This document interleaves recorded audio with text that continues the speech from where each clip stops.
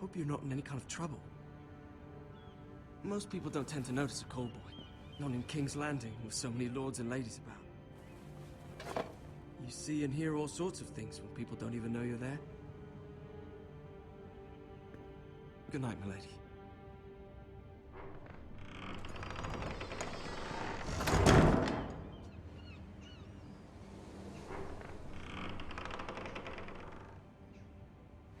Lady Marjorie, you're early. I was hoping there would be time for us. Looks weird. Come, there's something we must discuss.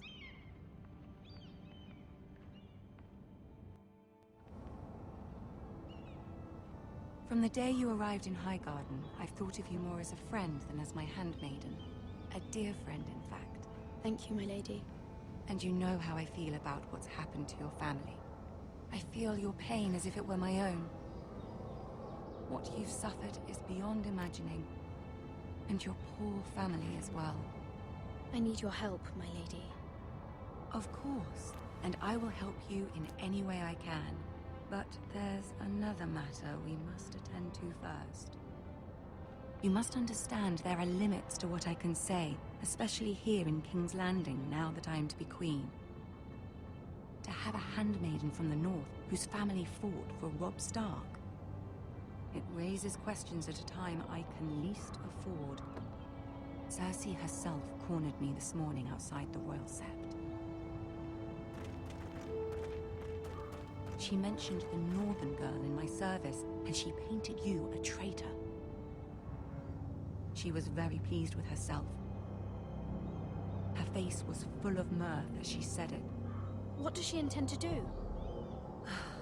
She intends to make you miserable, knowing that will make me miserable as well.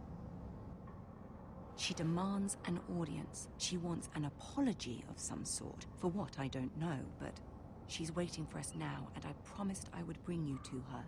I wouldn't ask this of you if it were not important.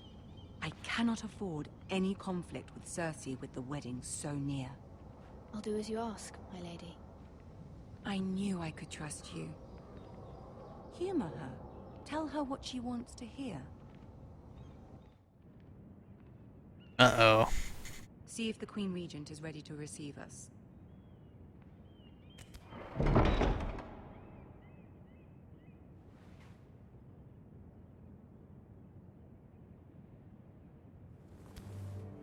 Be right back in 1 second, guys.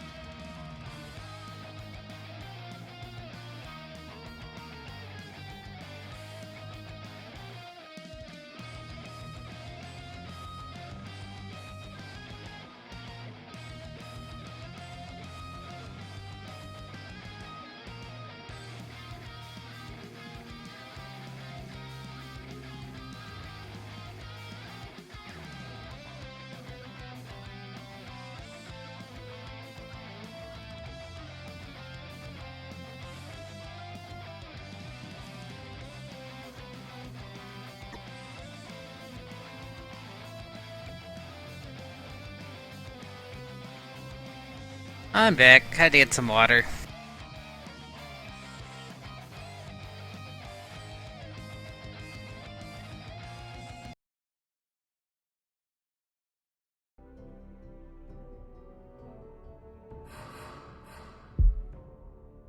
You'll be fine. I know you will.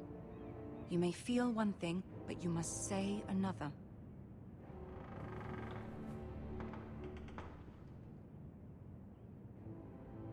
Good luck.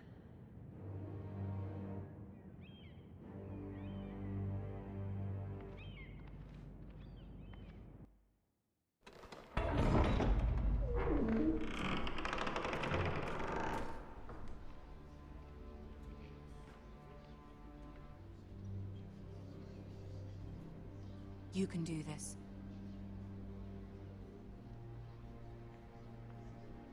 I actually have to move.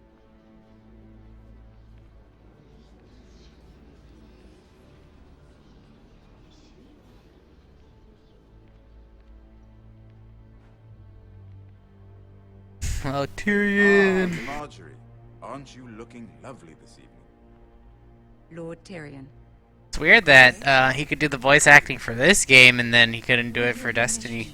Allow me to introduce Lady Mira of House Forrester.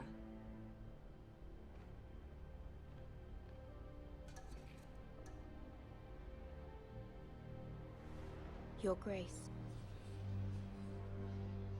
The girl knows her courtesies. Impressive. You may rise. House Forrester is a northern house loyal to the king. Are they? I beg your pardon, Your Grace. I wasn't talking to you. I want to hear from the girl. Is your family loyal to the king? Perhaps you should ask the new Lord Forrester. He's not here, is he? She is. Joffrey is the one true king, Your Grace. And yet, for centuries the Forresters have been loyal bannermen to House Stark. A house of traitors. Yes, Your Grace. They are traitors. The Starks were your liege lord, yet you name them traitors. I think I'm doing it so right. easily. I take it this is the kind of loyalty the king can expect from you. If you have any loyalty at all. Yep, rip. Wrong answer. Is your house willing to swear fealty to your new liege lord, Roose Bolton?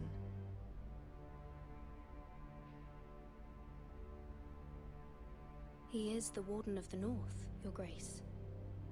He is. And I the Queen Regent and Tyrion the Master of Coin. The girl has a remarkable talent for answering questions while in fact saying nothing at all. Old allegiances are not easily abandoned. But now that the war is over, we must look to rebuild and forge new alliances. There are ships and shields to be built, and Joffrey will need a steady supply of ironwood for his armies. I'm told there are others who would happily serve that purpose, but I trust we can rely on House Forrester. Forrester Ironwood does seem rather unique. Yes, Your Grace. It would be a shame to see it fall into the hands of another house. I imagine you'd do almost anything to prevent that from happening, wouldn't you? Ask any Lannister, and they'd do whatever was necessary to save Casterly Rock. It would be unfortunate to see another house lay claim to what's yours. Yes, Your Grace. I would do anything. I see. What would you have the girl do, Cersei?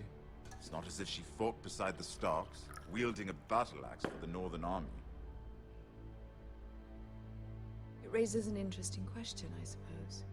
Can we truly blame those who end up on the wrong side of the war? Our dear Marjorie here was betrothed to Renly Baratheon on the false assumption that he would one day rule the Seven Kingdoms. Can we fault her for her mistake? Should she be held accountable?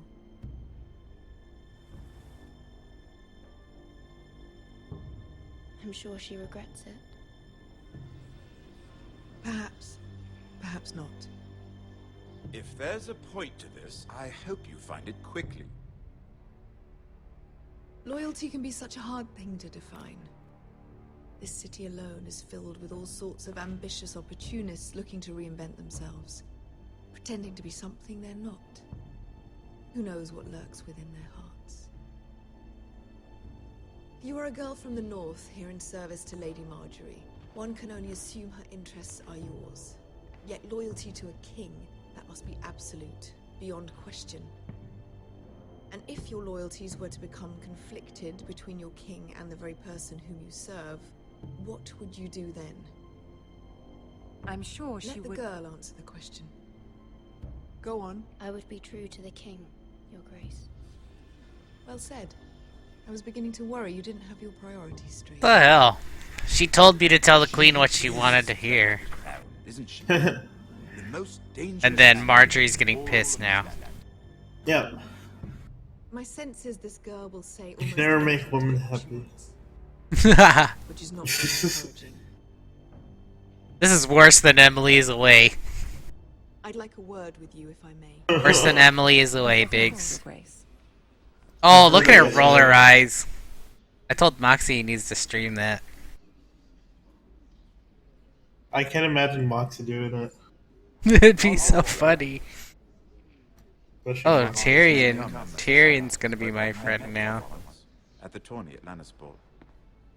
Even then he didn't trust Who Roosevelt. won his tripod? We only spoke briefly, but your father struck me as an honorable man. You have my condolences for his loss. These would be trying times for your family, even under the best of circumstances. Thank you, Lord Tyrion. That's very kind of you to say. That certainly took courage. To so publicly declare your loyalty to Joffrey for all to hear. Poor Lady Marjorie was humiliated, although Cersei seemed quite pleased. Well, Marjorie told It me was to. quite the first impression. I, of course, found it all highly entertaining. I did it for Lady Marjorie. Rather odd, if that's what she asked of you. You did, right? I'm sure she has your best interests at heart. You did ask me to My sister answer and what the I Queen have our wanted. differences. She takes great pleasure in her little charades. I take mine in thwarting them. We must find our amusements where we can. She threatened to give your ironwood to another house. It is the Master of Coin who decides such matters. The Crown needs boats. Boats need wood, and I speak for the Crown in this regard, not her. You can help my family. I suppose the Crown could be persuaded to secure ironwood from House Forrester. Lady Marjorie might not look favorably on such an alliance, and it would infuriate Cersei. Although what would be amusing for me might prove rather dangerous for you. And you'll have- Are you Wow, willing to- Biggs. So aggressive. It may be far too dangerous. It's a risk I'm willing to take, Lord Tyrion. Please. You 0 are a to brave 100. girl, aren't you? Real quick. Real quick. Real I'll quick. consider it. Now, if you'll excuse me, I promised Sansa I would join her for dinner tonight. 3 beautiful bottles of Dornish wine await my arrival. The mere thought of them makes me thirsty already. I hope we meet again. Nothing would make Cersei happier. Until then, be careful. This is not the North. King's Landing can be a nest of vipers to the uninitiated.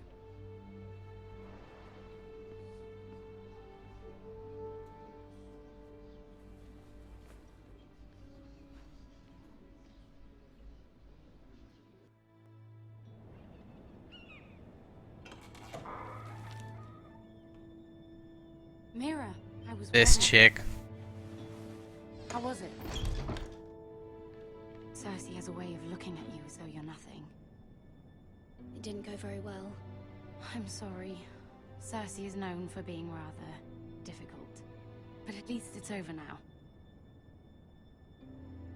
Lady Marjorie has spent the entire day working on seating arrangements for the wedding. Of course, you and I are seated way at the back, here with the 4th cousins and the 9th-born sons.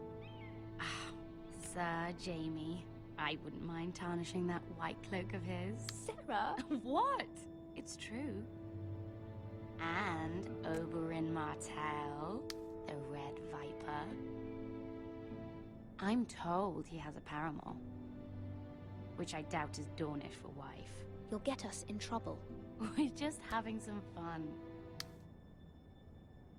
Perhaps Lady Marjorie could make the right introductions. Who knows? We might meet our future husbands. Although, marrying a king... Like this chick. Can you imagine what that would be like? Ken. Oh, the other one? One that's talking to me right The now. other maiden? She'd become queen. He's a bitch. He does have a certain look about him. And he's always treated Lady Marjorie well. Which is more than you can say for his mother. I don't want to be queen no matter who I'd have to marry. Don't want to be queen? You northerners. You'd make a perfect scepter.